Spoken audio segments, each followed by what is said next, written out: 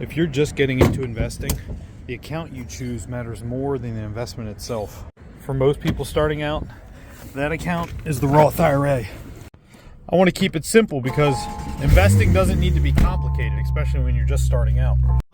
If you're starting from zero, the Roth is the cleanest place to start. Roth IRA is an account where you invest money you've already paid taxes on. That's very important because when that money grows, you don't pay taxes on that money later. Find time with tax-free growth, you give yourself a huge advantage. Advantage matters most when you're young because your income is usually a lot lower than it will be later on in life. Paying income now and letting the growth compound tax-free later is a pretty smart trade. So if you want to get started in investing, a Roth IRA is the simplest and cleanest account you can open when you're first getting started. It's about 10 minutes to open a Roth IRA.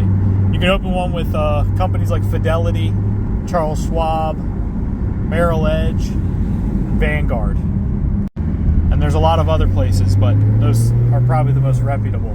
When you get started in investing, you want to think of your Roth IRA as your foundation. It's like you're building your house on concrete. If all else fails, if you YOLO into some meme coin, at least you maxed out your Roth IRA. Now, I just said the term maxed out. So with the Roth IRA, there's a limit. Because you get those amazing tax advantages where the money compounds and grows and you withdraw the money and never pay tax on it, you're only allowed to put up to $7,500 a year into a Roth IRA.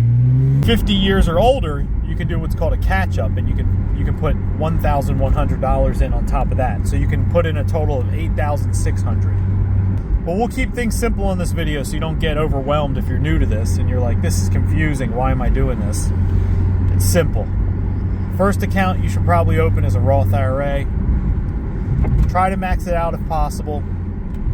If you can't, make that your goal.